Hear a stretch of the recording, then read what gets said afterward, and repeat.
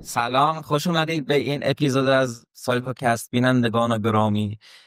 این اپیزود سوممونه. همونطور که خودتون هم میدونید بزرگترین کاری که در حق ما میکنید اگر کارمون رو دوست دارید به اشتراک بذارید، لایک کنید، کامنت بذارید، حمایتمون کنید و به دوستاتون معرفیمون کنید تا بتونیم کارمون رو سابسکرایب هم بکنید. آره، سابسکرایب هم بکنید، زنگوله هم بزنید. بزنید. آره، این اپیزود تصمیم گرفتیم که راجع به تنهایی حرف بزنیم، انواع تنهایی، و من بیشتر منبعم همین کتاب روان درمانی اگزیستانسیال یالومه که اتفاقا خیلی هم توی ایران محبوب و پرفروشه و حتما اگر نخوندیدش توصیه میکنم بخونیدش. همونطوری که دیشب توی کانالم نوشتم، هم به اندازه خوندن یک کتاب روانشناسی مفیده، هم به اندازه یک کتاب فلسفی، حال شاید کمتر، درگیر کننده است، و به اندازه یک کتاب ادبی مثل یه رمان شیرین و جذب کننده است و خلاصه خیلی کتاب خوبی، یکی از بهترین کتابایی که من خوندم.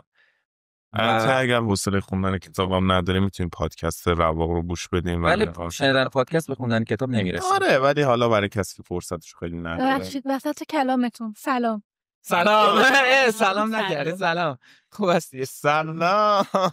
یه احوال پرسی. اگر صدا تو گوشتون ترکید من عذرخواهی میکنم. آره ببخشید. انسان‌های یادگیری هستیم. بله. خب بریم. بفرمایید. من خواستم با این شروع کنم که اصلا تنهایی چیه و چه انواعی داره. یاناب توی این کتاب 3 نوع تنهایی رو معرفی میکنه. اول تنهایی میان فردیه که همون چیزیه که ما میدونیم، در واقع تنهایی که حاصل نداشتن ارتباط با آدم هاست و توی زندگی روزمره ما ملموس ترین نوع تنهایی برم. از کامون یه چیزی هم هست، این که قبلش همونی بگیم که حالا برای کسی که کتابای در واقع نخوندن، توی کتاب در واقع یالوم میاد به چند نوع ترس بشری اشاره میکنه. آره بذار از اینجا شروع کنم. آره 4 تا مؤلفه اگزیستانسیال داریم که اینها ترس‌های غایی هر بشریه و فردی نیست، یعنی منحصر به فرد نیست، چون منحصر به موقعیت بشری ماست در این جهان، موقعیت اگزیستانسیال ما. و خب در واقع ادعا میکنه که هممون اگر به تفکر عمیق فرو بریم میتونیم اینها رو به قول هایدگر آشکار سازی کنیم و اینا برای هر بشر صدق میکنه. و 4 تا ترس، 4 تا مؤلفه، 4 تا چیزی که پذیرششون خیلی برای ما سخته. اولیش مرگ، دومیش آزادیه، ترس از آزادی و پذیرش مسئولیته. حالا راجع به اینا میتونیم تو اپیزودهای مختلف حرف بزنیم. سومیش تنهاییه و چهارمیش پوچیه. و خب ما مکانیزم‌های مختلفی برای روبرویی با اینها داریم، ولی ادعای یالوم و در واقع روان درمانگرهای اگزیستانسیال اینه که ما اگر با این ترس‌ها به نحوی اصیل روبرو بشیم و بتونیم نه تنها بدونیمشون، بلکه این چیز فراتر از دونستنه، یه نوع درکی، یه نوع چشیدنش با پوست و استخونه که لزوماً فکر کردن انتزاعی نمیتونه به اون برسه. یعنی منظورم اینه که باید تجربه بشه، نوعی تجربه است. میتونیم زندگیمون رو اصیل‌تر کنیم. و اینم بگم که به نظر اگزیستانسیال ها، درمانگران اگزیستانسیال، ناهنجاری روانی یا در واقع مشکلات مختلفی که برای ما به وجود میاد حاصل برخورد نامناسب ما با این مؤلفه هاست. یا در کودکی خیلی زود به اصطلاح در معرضشون قرار گرفتیم، مثل چه میدونم مرگ خیلی زود والد یا همچین چیزی، یا خیلی زود یا بیش از حد باهاشون مواجه شدیم. وگرنه در طی تکامل هر انسانی، انسان‌ها به مرور زمان وقتی مثلا بزرگ میشن، حالا توی مراحل مختلف رشد اونقدری قوی میشن، قدرتمند میشن اگر سالم بار بیان تا بتونن حد خوبی از این مواجهه با این مؤلفه ها رو تاب بیارن. همه چیزی گفتی مثلا مثالشون میشه حالا کسایی که پرونده جنایی دنبال میکنن میشه که اکثرا با مرگ زود هنگام مثلا یکی از افرادی که خیلی براشون عزیز بوده و این باعث میشه که نتونن اونو به راحتی هضم کنن و باعث به وجود اومدن ناهنجاری میشه. بچه‌ها حالا یه چیزی که هستش، حالا بیایم خیلی هم حالا سختش نکنیم از همین اول. حالا بذارین رو گوش بدیم که یه دقیقه میذارین حرفا بزنم. این موضوع هستش که اصلا اون تنهاییه در واقع خب خیلی سخته. خب یعنی برای هر آدمی تنهایی یک رنجه و این به نظر من اتفاقا تعریف تنهایی همون صحبتی که دیروز سر از فارس داشتیم که عشق تعریف شدن نیست، به نظرم تنهایی هم تعریف شدن نیست. حداقل چیزی من فکر میکنم، یعنی برای هر کس تعریفش متفاوته. ببین بذار اینا رو اول معرفی کنم. نذاشی حرفامو بزنم. بفهم. تنهایی میخوام یه ذره این تنهایی رو از دیدگاه آدمی بررسی کنیم، نه از دیدگاه یک روانشناسی. ببین مسئله اینه که این روانشناس یا فیلسوف هم به موقعیت انسان میاندیشه ولی مثل تو نگاهش نمیکنه، یعنی به موضوعی که تو هم باهاش درگیری نگاه میکنه ولی سعی میکنه پیچیده‌اش کنه و این چیزی که تو فکر میکنم دوست نداری. بذار حالا تعریفش کنم، چون ببین درست هر کسی تجاربش اتفاقا تو همین تنهایی به این let me tell you something نه اجازه بده. ببین چیزی که من میخوام بگم این نیست که من میترسم که طرف پیچش کنم. من میترسم آقا ما این که داریم در مورد میگم خیلی یه خورده دیگه علاقه ببخشید.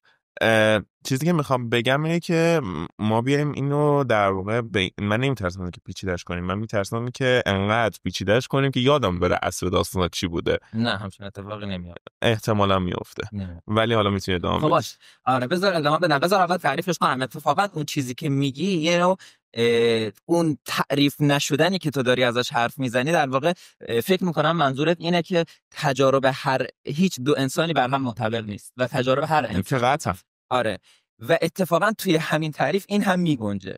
جالبیش اینجاست که این شکافه در واقع یکی از مؤلفه‌های تنهایی اگزیستانسیال اینه که ما هیچ وقت نمیتونیم از یه حدی فراتر بریم، یعنی همیشه تنهایی هست. حالا بذارین انواع تنهایی رو تعریف کنم. تنهایی اول بین فردی به طور روزمره خودش رو به ما نمایان میکنه، ممکن حاصل از انزوا باشه و اینها.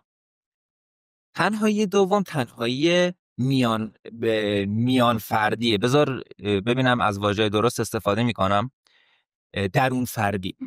اولی بین فردی بود، دومی درون فردیه و این خیلی جالبه. یعنی در واقع حالا بذارم درست فهمیدم یا نه به عنوان یه مخاطب، تنهایی میان ببین آخه ما میگن الان مثلا توی عموم مردم یا توی مثلا شبکه اجتماعی، حالا روانشناس یا غیر روانشناس، میان این موضوع تعریف کنن که تنهایی یک اصلیت درونیه و خیلی به آدم‌های دورت ربطی نداره. من این برام پذیرفته نیست. به عنوان شخصی برام پذیرفته نیست. تو به نظرم خیلی به آدم‌های دور هم مربوطه. حالا بذار درست بفهمم ببینم آیا این تنهایی میان فردی و درون فردی داره به همین موضوع اشاره میکنه؟ یعنی تنهایی میان فردی ما داریم تنهایی عنوان میکنیم که در رابطه با آدم‌های دیگه است و تنهایی میان درون فردی و به عنوان درون خودمون یا نه تعریف چیز دیگه است. این که تو میگی به آدم‌های دور بر ربط داره به همون چیزی اشاره داره که بهش میگه تنهایی بین فردی، بین تو و دیگران. خب ولی اون چیزی که میگن خیلی به آدم‌های دور بر ربط نداره بیشتر میره توی اون حوزه اگزیستانسیال. اینطور فکر میکنم یا شاید هم اشتباه میکنم. کلا دیده حرفای من رو به دیده نقد بنگرید. شاید من اشتباه این کتاب رو فهمیده باشم. به حرف من نمیتونید. آره بچه‌ها یه چیزی هم بهتون بگم، ببخشید یه چیزی هم بهتون بگم. تو کل اپیزودهایی که از قبل این بعد این هر چیزی رو قراره ببینید و کلا محتوایی که از این چنل قراره ببینید قراره یه محتوای تماما علمی و تحمیلی به نسبت به شما باشه. ما قصد تحمیل که هیچ چیز رو نداریم. احتمالاً از تمام حرفایی که میزنیم مقدار زیادش هم اشتباهه. صرفا داریم نظر و دیدگاه خودمون رو بیان میکنیم و نظرات و دیدگاه‌های شما رو میشنویم. یعنی صرفا میخوایم شاید یک دیدگاه جدیدی به شما بدیم و لزوما نه درسته و نه غلط و اصلا قصد همچین چیزی رو نداریم که بگیم ما داریم درست میگیم یا داریم غلط میگیم. بنابراین فقط به صرف یک دیدگاهی که شاید بهش فکر نکردیم به ما نگاه کنید و شاید یه چیزی هم یاد بگیریم. البته این قولو میتونم بدم تو اپیزودهای بعدی آدمای عالم‌تری هم میاریم. آره که بتونن حمایتمون کنه تا آدمای جذاب بیاریم اینجا. حمایتمون کنه ترم دویه. آره خودمون رو بر نداریم اینجا بیاریم. یه چیزی هم هست که تو گفتی، حالا این توجهمو جلب کرد، اینکه گفتی که مثلا تنهایی نسبت به تجربه آدم فرق داره، ولی تنهایی که صحبت میکنیم تنهایی اگزیستانسیال مربوط به وجود میشه و همه آدم‌ها یه وجودی دارن و اون وجود چیزیه که بین آدم‌ها مشترکه و به خاطر همینه که این موقعیت انسان هاست، نه تجربه تک تک. نه میدونی چی میخوام بگم؟ منظورم این بود که ببین مثلا خیلی چیزی بگی؟ آره میخواستم تایید کنم حرف زهرا و اینکه خب ما در واقع یه انواعی از تنهایی داریم و هممون شاید چون با یک نوعش ارتباط بیشتری داشته باشیم صرفاً میایم اون نوع از تنهایی رو میبینیم و این میشه که فکر میکنیم شاید مثلا به یه توافقی نرسیم سر تعریف تنهایی. حالا یه چیز رو بگم من، حالا بگم شروع این اپیزودمون و قرار موضوعی که در موردش صحبت کنیم خیلی به رابطه عاطفی و تنهایی نسبت به اون بستگی داره. یعنی حالا اول اپیزود در مورد این موضوع صحبت میکنیم. چیز دیگه هم که هست اینه که در واقع خب این در واقع به موضوع عشق و تنهایی مربوط میشه. ما فهمیدیم که خب عشق تعریف خاصی نداره. یعنی به عنوان مثال زمانی که مثلا من نوعی میگم من عاشق شدم با زمانی که کاوان مثلا میگه من عاشق شدم خیلی فرق داره. یعنی ما هر کدوم تعریف خودمون رو از عشق داریم. به نظرم تنهایی هم دقیقاً همون جوریه. یعنی چیزی که من فکر میکنم اینه که زمانی که من میگم من تنهام با زمانی که مثلا تو میگی من تنهام فرق داره و نمیشه مثلا گفت همه آدم ها یک چیز درونی یکسان دارن. ببین من خیلی دارم سطحی قضیه رو نگاه میکنم به خاطر اینکه خب ما نمیتونیم از همه انتظار داشته باشیم اونقدر درونی و اونقدر پیچیده نگاه کنن. نه ببین اونقدر چیز نیست. تو توی تناویژگی که اصلا نذاشت من تعریف کنم، بذار من تعریف کنم بعد حرف بزنید. خب باشه بگو. آره اینو بگو.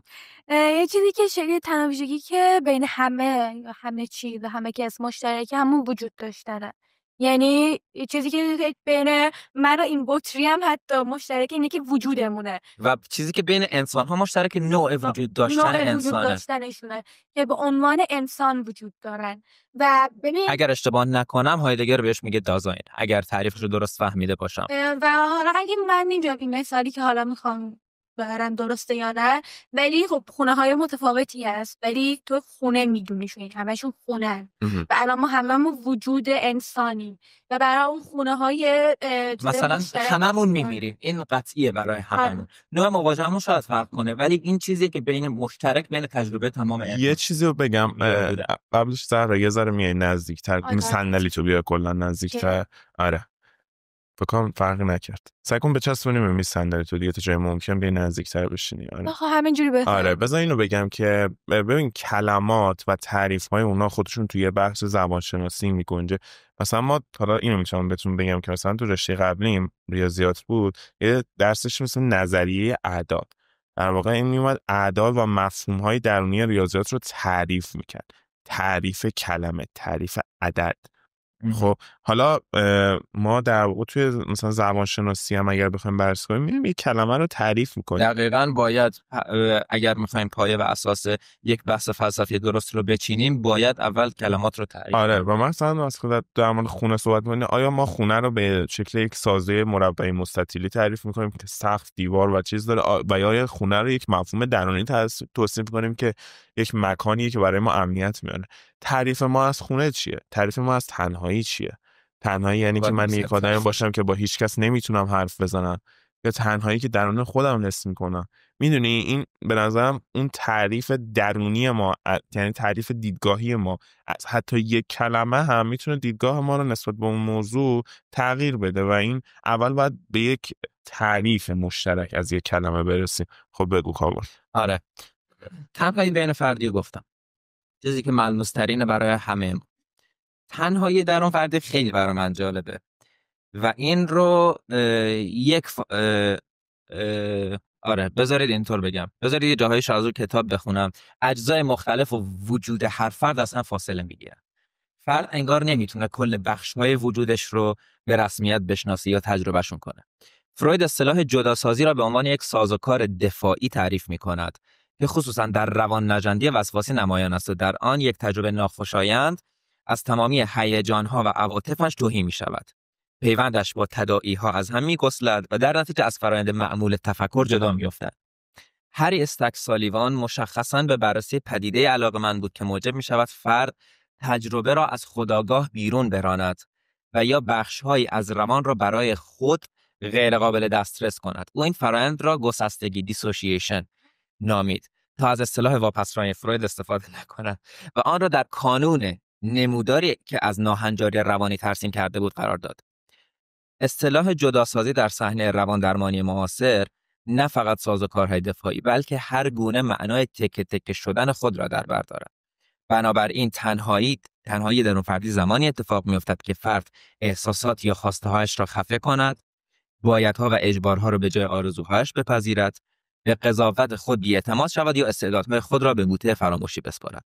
خب این از این. حالا مثلا یه موردی بذارید اسمش رو بگم، کارل راجرز در بحث لودویگ بیزونگر درباره مورد مألوف الن وست تنهایی درون فردی را به روشنی توصیف می‌کند. در کودکی کاملا فارغ از نظرات دیگران، ولی حالا دیگر کاملا به افکار دیگران وابسته است. دیگر اصلا نمی‌داند خودش چه احساسی دارد یا نظرش چیست. این تنها ترین وضعیت ممکن است. کان حالا یه چیزی که من یادم افتاد این بود که گفتن که آدم بخشی از خودش رو تجزیه میکنه و ما یه یعنی حالا اختلالی مثل DID. زهرا صدات ضعیفه، باید بیای نزدیکتر بشینی. صندلیت بیار نزدیک. صندلیت بیار نزدیکتر. صندلی ازت میگیرم. صندلی رو از من گرفت. نه اوکی ادامه بده. و حالا این اختلالی که هست در واقع ممکنه فرد اونقدر اون تنهایی رو میچشه و اونقدر بخش‌های خودش رو جدا از هم میدونه که دیگه کلا نمیتونه هویتش رو ارتباط بده به هم و در واقع یه اختلال شخصیتیه که تجزیه هویته. آره و میگه که هدف درمانگران معاصر توی موضوع این تنهایی درون فردی اینه که فرد تمام اون بخش‌های وجودش، احساساتش، میل‌هاش، آرزوهاش، بخش‌های از خودش که شاید نپذیرفته یا پذیرششون براش سخته رو تجربه کنه و بتونه اونها رو بخشی از خودش بپذیره و اینطوری به روان سالم‌تری دست میاره. این به تنهایی درون فردی. حالا یه مسئله هست به اسم تنهایی اگزیستانسیال. خب که این با هر دوی اینها متفاوته. و تنهایی اگزیستانسیال رو تنها جدا افتادن فرد از دنیا تعریف میکنه. منتها میگه که این تعریف هنوز مبهمه. چند تا مثال جالب میزنه از اینکه چجور مراجعهاش کابوس‌ها یا حالاتی داشتند که میتونه معرف یا مثلا این تنهایی اگزیستانسیال رو برامون به تصویر بکشه تا درک بهتری ازش داشته باشیم. اونا رو میخونم، خیلی جالبه. یکی از بیمارانم تعریف روشنی از آن ارائه کرد. هرگاه رابطه با یکی از افراد مهم زندگیش به مخاطره میافتاد، به حملات دوره‌ای سراسیمه مبتلا میشد. وقتی تجربهش رو برایم توصیف میکرد گفت فیلم داستان وست ساید یا کرانه غربی رو یادت میاد؟ اون جایی که عاشق و معشوق همدیگر رو میبینن و ناگهان هر چیز دیگه ای توی دنیا به شکل اسرارآمیزی محو میشه و اون دوتا مطلقاً با هم تنها میمونن. خب این دقیقاً همون اتفاقی توی این حملات برای من میفته. فرقش اینه که به جز من کسی باقی نمیمونه. یکی دیگه کابوس‌های تکراری داشت که به کودکش برمیگشت و باعث در واقع ترس اون فرد از خواب میشد چون می‌ترسید اون کابوس‌ها رو ببینه. حالا کابوسش چی بود؟ در اتاقم بیدار نشستم، ناگهان متوجه میشم همه چیز دارد تغییر میکند. انگار چارچوب پنجره کش میآید و بعد مواج و لرزان میشود. قفسه کتاب‌ها فشرده و خرد خمیر میشود، دسته در ناپدید میشود و حفره وسط در به وجود میآید که بزرگ و بزرگتر میشود. همه چیز شکل طبیعیش را از دست میدهد و شروع میکند به آب شدن. دیگر چیزی دور و برم باقی نمیماند و من شروع میکنم به فریاد زدن. خب انگار هیچی دور و برش باقی نمیمونه. مثلا من کاوان میشه یه چیزی، یه سوالی از مثلا تو کتاب خوندی دیگه درسته؟ آره. خب به نظر اگه بر تعریف خود بخوای تنهایی اگزیستانسیال و چقدر اسمش سخته، تو یه جمله یا دو جمله برام بگی چی میگی؟ در ساده ترین حالت ممکن سعی کن بگی. جدا افتادن فرد از دنیا، یه شکافی بین فرد و دنیا که میتونه به نظر من این نمونه های تنهایی که ما به ظاهر تجربهش میکنیم یه شکل سطحی شده یا ملایم شده ای از اون تنهایی اگزیستانسیال باشه. یعنی ما ترس از اون داریم ولی به شکلی سطحی تر، یا فکر میکنیم مثلا مشکل از رابطه ما با دیگران یا مشکل از چیزه، ولی یه شکاف همیشگی و عمیقی که بین هر دو فردی و بین فرد و دنیا وجود داره و هیچ جوره پر شدنی نیست و ما همیشه سعی میکنیم انگار پرش کنیم یا ازش فرار کنیم تا باهاش مواجه نشیم. من اگه بخوام مثلا این تنهایی رو در قالب یک نمایش مثلا چیز کنم، یک نمایشنامه آوار است که تو اون، حالا نمیخوام اسپویل کنم، من شخصا با اسپویل خیلی اوکیم، ولی میدونم که 90% مردم میدونی که فوش میخوری. بله. و این وقتی حتی نمایشنامه است دیگه، مشکل خاصی نداره. فیلم ها رو اسپویل نکنی لطفا. نه اونم نباید کلا اسپویل نکن. آره اسم نویسنده‌ش هم بگو. یادت نیست؟ الان بچه‌ها یه چیزی بگم. بچه‌ها یه چیزی بگم، من تو چنل دیلیم وقتی خواهم فیلم ها رو نخوام که قطعا نخوندین هیچ کدوم، تو که نیستی اصلا توش، تو هم قطعا نخوندی، 9 نفر کلا توشن، ولی فیلمایی که میبینم من میخوام نقد کنم توش اسپویل نمیکنم، لطفا اسپویل نکنید. جای اسپویل کننده در جهنم است. بعد آره این نمایشنامه طوری نوشته شده، خیلی نمایشنامه خیلی کوشنمه واقعا در این مرحله منو در گرام میداره، واقعا گرسنمه. و تو این نمایشنامه کلا تو اون تنهایی رو میچشی با تمام جونده و کلا به نظرم خیلی مثال بارزیه. میشه یه خلاصه داستان به اون بگی؟ خلاصه داستان اینه که یک فردیه که یه روز میخواد که عادی روال زندگیشو داره طی میکنه و بعد که صبح پا میشه زنگ میزنه به اداره که مثلا ببینه آیا مثلا میتونه تغییر کنه یا نه، و میبینه که میتونه چی کنه؟ میتونه با تغییر بره و میبینه که جوابی نمیدن و کلا اول محیط عجیبه، همه چی مثلا اون اتمسفر عجیبه و وقتی که هی داره میبینه خیابون خلوتن و دوباره عجیب تره و این عجیبی رو مثلا یهو خیلی داره نرم باش روبرو میشه و به طوری که حالا میره میبینه تو ادارم کسی نیست و الان تعریفش خیلی اون لمسش نمی کنی. یه فیلم هم هست الان اینو گفتی یادم افتاد، منتها نمیدونم که اسمش اصلا یادم نمیاد، اگر یادم اومد براتون میذاریم.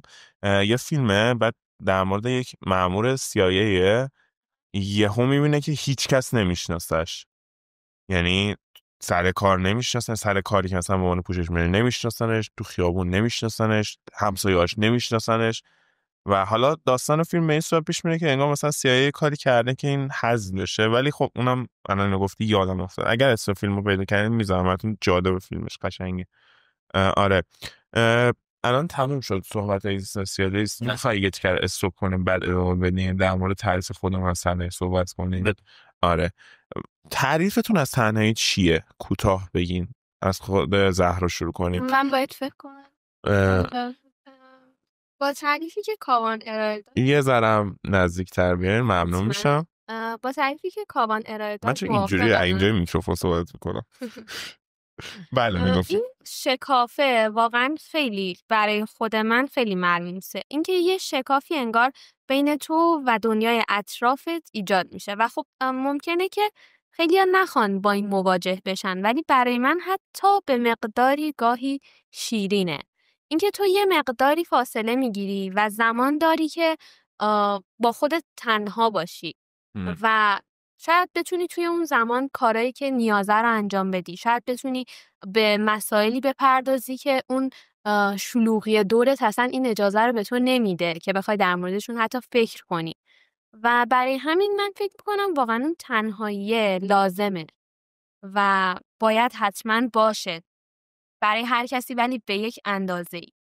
البته یه چیزی هست، فایل دکتر مکی بود، حالا نمیدونم اسم کتاب چی بود، خلوت، حالا هم حافظم من ضعیفه اگه زهرا خیلی هم اون ورم نگاه کن. سلام سلام علیکم. سلام. بعد آره این تو این کتاب میگفت که اون تنهایی که ما میگیم آواز بالا بده این بر بله آبم هولو بدیم. حال بدم این بر معذرت بابا. بعد شما بدم. بله معذرت بابا. آبش هم بده من لطفا. بعد تو این بله. کتاب خب خوشم میاد تو وقتی که من دارم صحبت میکنم گیاه میخورم بعضیا اصلا همیت مرسی ممنونم. بعد تو این کتاب به اینم اشاره میکرد که اون تنهاییه بستگی داره به این که مثلا برای چیه. آیا اون تنهایی من برای اینه که از اجتماع میترسم یا مثلا تو مثلا تنهاییم بیشتر میام خودم رو سرزنش میکنم یا نه اون تنهایی باعث یک تفکر فلسفی یا یه اندیشه فلسفی میشه یا باعث میشه من یه هنر یا مثلا به خلاقیت من اضافه میکنه و این ابعاد اون تنهایی مهمه که به خاطر چیه. و خیلی از مسائل اینجوری هم و وقتی ما نظر میدیم باید به این توجه داشته باشیم که الان ما داریم کدوم بعدش رو در نظر میگیریم. یه مسئله بگم من خودم کابان بذار از بحث خیلی پرت نشیم. نه میخوام راجع به حرف اینا خب میدونم نه میخوام یه تیکه تموم کنیم بعد حالا حرفتو بگو بعدش هم تعریف خودت هم از تنهایی هم بگو. آره بگو. خواستم بگم اونی که تو میگی من فکر میکنم بیشتر به اون بعد بین فردی تنهایی اشاره داره چون مواجه شدن با این تنهایی اگزیستانسیال عمیقاً دلهره آوره. خب من خودم میفهمم که خیلی وقتا نیاز به تنهایی دارم ولی این تنهایی اگزیستانسیال عمیقاً دلهره آوره مثل فکر کردن به مرگ. درسته. یعنی فکر میکنی که از اون بود اون تنهایی کاملا اوکیه و به نظرم ارزشمنده. به نظرم تنهایی خیلی ارزشمنده. حتی مواجهه با این هم ارزشمنده ولی فکر میکنم اون نوع تنهایی که تو داری بحثش رو میکنی بیشتر حالا نمیدونم شاید پاره از مایه از اون تنهایی اگزیستانسیال هم توش باشه ولی فکر میکنم بیشتر به اون بعد بین فردیش اشاره داره. تنهایی اگر نظر تو یعنی چی؟ چه زمانی حس میکنی تنهایی؟ بذار اینجوری بگم. خب من همونطور که گفتم فکر میکنم تنهایی یه جدا افتادنی بین من و دنیاست. به این معنی که این شکاف یه شکافیه که همیشه وجود داره هیچ وقت پر نمیشه هر چقدرم تلاش کنم. حتی پذیرفتنش برای خودم هم سخته. من شاید دارم الان خیلی انتزاعی حرف میزنم تجربهش برای خودم هم سخت و خودم حتی هنوز نپذیرفتمش ولی مسئله اینه که هیچ وقت هیچ کس نمیتونه تو رو کامل بفهمه. نمیتونه کامل تو رو بفهمه. تجربه های تو رو هیچ کس کامل نمیتونه بفهمه و اگر به این مسائل اگزیستانسیالش اشاره کنیم هیچ کس نمیتونه برای تو بمیره یا با تو بمیره یا کاری کنه جلوی مرگ تو رو بگیره. خب بنابراین مثلا به عنوان مثال مرگ جاییه که ما خیلی خوب این تنهایی رو میفهمیم چون در نهایت باید تنها بمیریم و هیچ کس نمیتونه منو نجات بده از این مرگ. بذار خورده دیگه حرف بزنم. من بیشتر با همین مؤلفه‌های اگزیستانسیال خیلی جذبم میکنن هرچند خودم کامل شاید نفهمیده باشمشون. یه روز دیگه کامل راجع به این آزادی و مسئولیت حرف میزنم چون فکر میکنم ارزشش رو داره ولی بخش دیگهش به همین برمیگرده که خودمون زندگی خودمون رو میسازیم و این مسئولیت یک تنهاست. خب یعنی تو بابت نوع زندگی کردنت نمیتونی هیچ کس رو سرزنش کنی. در نهایت نمیتونی کسی رو بابت نوع زندگی کردنت نوعی که زندگی کردید سرزنش کنی. حتی نظام‌های اخلاقی نظام‌های دینی اینها نمیتونن جلوی اون مسئول بودن تو رو بگیرن هرچند که تظاهر به این کار میکنن که تنها راه درست هستن. و من میتونم میشه یه چیزی بگم بچه‌ها لطفاً از بحث این تعریف تنهایی. حالا کاوا خیلی ذوق کتاب رو داره میخواد حالا من می‌خواستم یه تعریفی کنم من بگم بچه شما بگم. آخه من هنوز تموم نشدم. آخه کابان قرار بود یه تعریف ساده از تنهایی داشته خب باشیم. ساده است. کوپن میذاریم برای یعنی باید نوبت بدیم به همه. در حالی دو نوبت نوشتیم برای حرف زدن. الان دو نوبت. بذارین آشنایی زدن بگم. تایم شما تموم شد. بذارین تایم شما اجازه بدید. تایم شما تموم شد. شیشت میکنم از بازی‌ها. به نظرم کاوا مافیاه. بذارین آشنایی زدن بگم. کاوا خیلی داری نوار خالی پر می‌کنه. آخه چیزا خیلی دوستم دارم مخاطبم. من فقط به خاطر شما دارم حرف می‌زنم وگه نه. بگید. روی سامان خیلی دوست داشتم مثلا دفعه قبل که شطرنجیت کردیم عاشق شدم. بذارین آشنایی زدن. کاوان این دفعه کلا شطرنجی خواهید داشت. صداش هم حذف می‌کنیم. فقط هستش.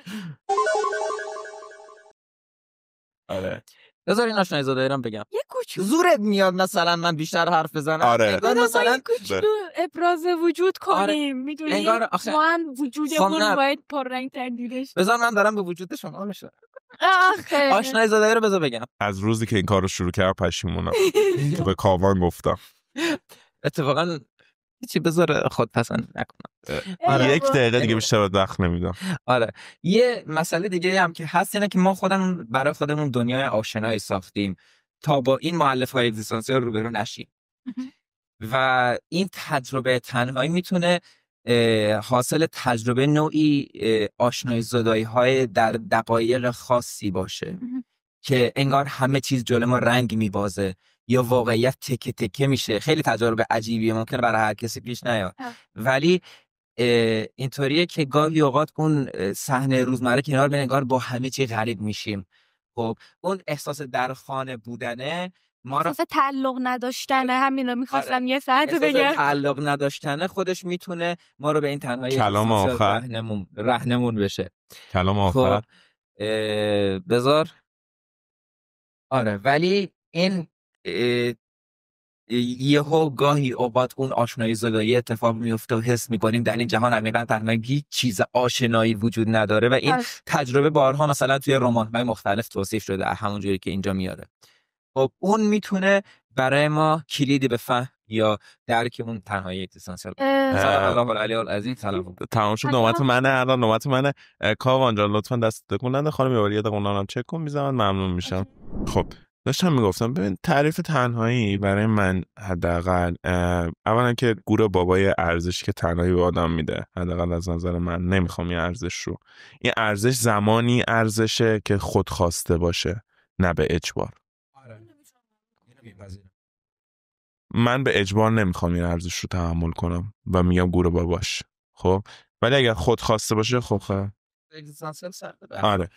و اینم بگم که برای من تنهایی خیلی ساده تره. تنهایی یعنی این که بتونم حداقل کسی رو تو زندگیم داشته باشم، شاید من بگیم وابسته یا هر چیز دیگه، ولی برای من اینه که حداقل یک آدم به عنوان دوست، پارتنر، رفیق، اصلا یک غریبه، هر کسی باشه که وقتی دارم تموم میشم از زندگی که در 1 سال اخیر خیلی پیش اومده، بتونم بدون قضاوت حرفامو بهش بزنم. حداقل شمایی که اینجا نشستین حداقل در حال حاضر شاید نزدیکترین دوستای من باشین، ولی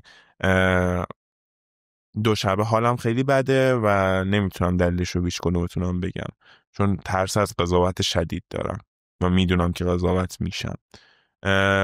همیشه به همین خودم سعی کردم آدم امنی برای دیگران باشم. نمیدونم چقدر تو این حوزه موفق بودم یا نه، قطعا خودم نمیتونم چیزی رو بگم کسایی که با هم حرف زدن یا حالا شماها مثلا به عنوان مثال میتونین اینو بگین که آیا تونستم خوب همدلی کنم یا نه.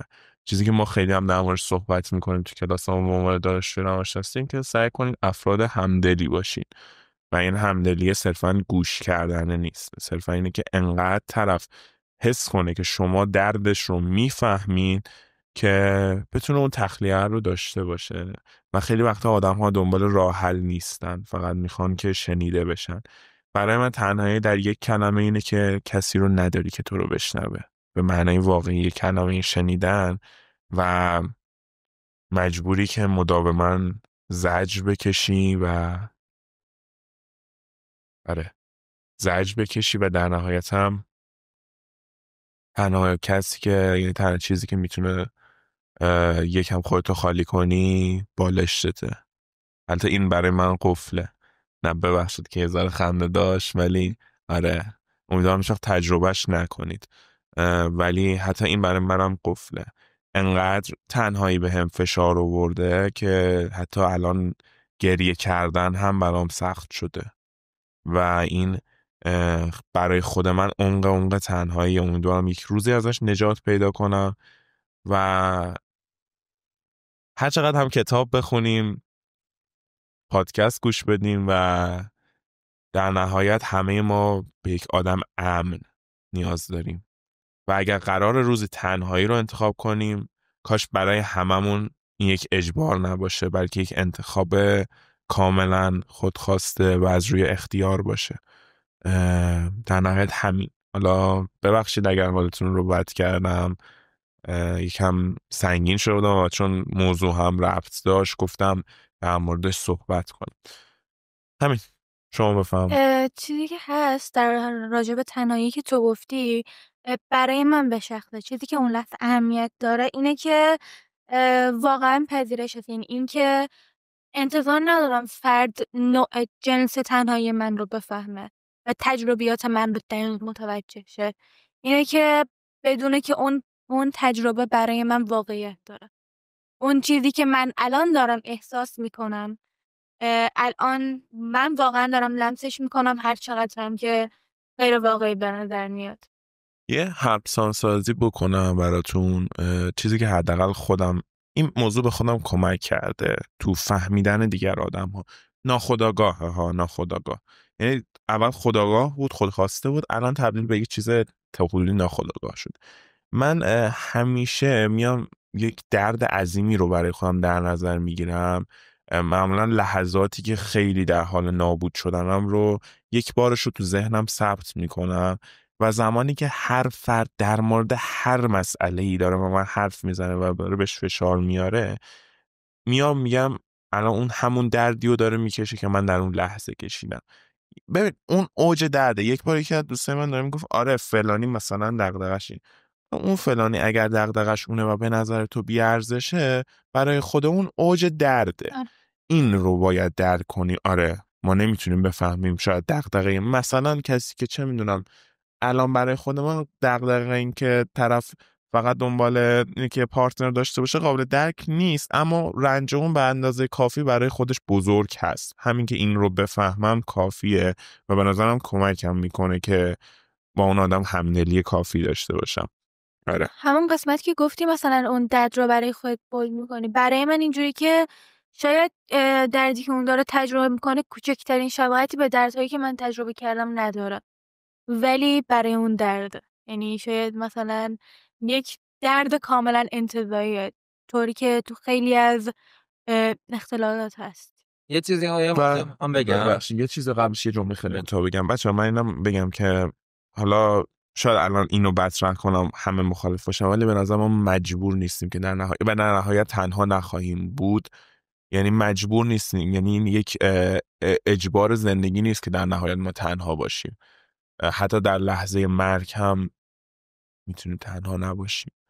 یعنی تنها میمیریم، تنها ما میمیریم، جون از بدنمون خارج میشه میمیریم، ولی حداقل در لحظه های آخر میتونیم تنها نباشیم. ما مجبور به تنهایی نیستیم، خودمون رو مجبور به تنهایی کردیم. منظورم نیست که خود من خودم رو مجبور تنهایی کردم، جامعه یه وقتایی منو مجبور به تنهایی میکنه. اون راجع به حرفتو بگم، اون تنهایی اگزیستانسیالی که تو میگی، اگر باور داری ما مجبور به مواجه شدن یا پذیرش این تنهایی اگزیستانسیال نیستیم، برای من نمیخوام خیلی راجبش حرف بزنم، خب، ولی مثل اینه که زمین پر سوسکه و تو یه موکت میکشی روش، خب تا سوسکا رو نبینی یا حس کنی نیستن. میخواستم در جهت پذیرش این تکثر حرف بزنم. اسلاوی ژیژک که از فیلسوف و روانکاوای مورد علاقه من یه مثال خیلی جالبی داره. میگه که یه سرباز اسرائیلی، گویا این داستان بر اساس واقعیته، یه سرباز اسرائیلی وارد خونه یک فردی میشه که باور داشتن اون مثلا جزء حالا حماس یا گروه تروریستیه و بعد همه نمیدونم با خشونت تمام زنشو میگیرن، دستگیر میکنن و میریزن تو خونش دیگه. و در واقع اونجا دختر شروع میکنه گریه کردن، دختر اون مرد اسرائیلی، مرد کاوان، دختر اون مرد فلسطینی. و وقتی مادر اون بچه میخواد از دور بهش آرامش بده، میگه عزیزم آروم باش چیزی نیست، اسمش رو صدا میکنه، سرباز اسرائیلی میفهمه که دختر اون خانومه هم اسم دختر خودشه و در اونجا رحم میاره به اونها، خب، و میگه منم یه دختر دارم اسمشه. این باعث یه جور همزاد پنداری یا مثلا فهم رنجش بشه. خب در حالی که اگر دخترش هم اسم اون نبود، هیچ ملاطفتی یا هیچ رحمی نشون نمیداد. خب یعنی رنج دیگری رو به رسمیت نمیشناخت وقتی شبیه رنج خودش نبود، وقتی برای خودش ملموس نبود. چه خوبه که تمرین کنیم بفهمیم که دیگران رو نمیفهمیم. خب بفهمیم که دیگران هم درد دارن مثل ما، ولی دردشون ممکنه هیچ شباهتی نداشته باشه، ممکنه ما ذره ازشون نفهمیم، ولی باید به رسمیتش بشناسیم چون دنیا حول محور ما نمیچرخه. در واقع هم به رسمیت شناختن اون جهانهای افراد دیگه است که اونا هم بر اساس اون شناختی که دارن یک جهان متفاوتی که دارن. البته خیلی دوست نداریم، دوست داریم خودمون مرکز جهان باشیم، همه چیز رو ما مقیاس خودمون بسنجیم، ولی دنیا جای خیلی بهتری خواهد بود اگر همدیگر رو به رسمیت بشناسیم و بفهمیم که چقدر همدیگر رو درک نمی کنیم و در نهایت از درک تمام و کمال همدیگه عاجز. در کل که بگو. و اون چیزی که گفتی فیلسوف مورد علاقت گفته توی یک سکانس یک فیلم معروف میتونیم ببینید، سوپرمن علیه بتمن، که اسم مادرشون یکی بود. آها یادتون نمیاد؟ چرا من یادم من همون لحظه صحنه آخریش بود که بتمن داشت ببخشید رو باید میگفتم فیلم ندیدم. لعنت به اینم کات. نه ولی نه چرا کات بزنید؟ بوق بذارید. نه چرا آروم باش. مادر من میبینه شاید. بچه من باید یه ادنای آمپوله آرام بخشی تو فیلم ها هست بگیرم هر موقع عجیشم. خب بچه و اینو بگم که در نهایت تمام بحثمون این میشه که جهان به اندازه کافی سخت هست، ما حداقل برای همدیگه سخت‌ترش نکنیم، برای خودمون سختش کنیم، و اینکه گاهن هم لازمه برای همدیگه سختش کنیم. نه نمیدونم، با هم مهربون‌تر باش. مهربونی هم هستن، مهربونی باش. شما بگین دیگه. آره نظراتتون رو حتما در مورد صحبتایی که کردیم برامون بنویسین، حتی میتونین توی ناشناس تلگراممون بهمون وایس بدین و حتما نظراتتون رو گوش میکنیم و در اپیزود بعدی حتما در موردش صحبت میکنیم، یا تو همون کانال تلگراممون حتما در موردش صحبت میکنیم. و اینکه خیلی ممنونم که ما رو توی این اپیزود تماشا کردین.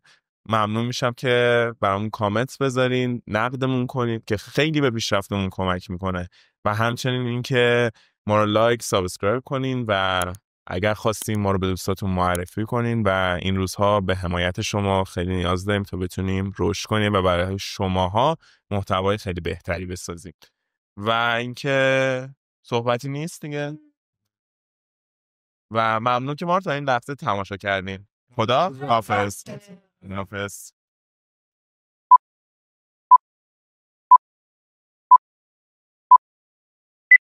و اینکه ممنون که ما رو توی این اپیزود تماشا کردین. تا آخرین لحظه دیدینش من میکنم. آره تا آخرین لحظه دیدین استو.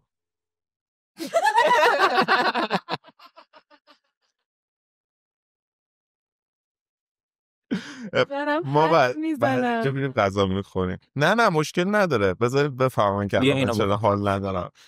دارم حرف میزنم دوستم، شما حرف بزنید دیگه. مگه کار میکنم اینو کات کنید، 100% اینو کات کنید، ممنون میشم. بوق بذارید.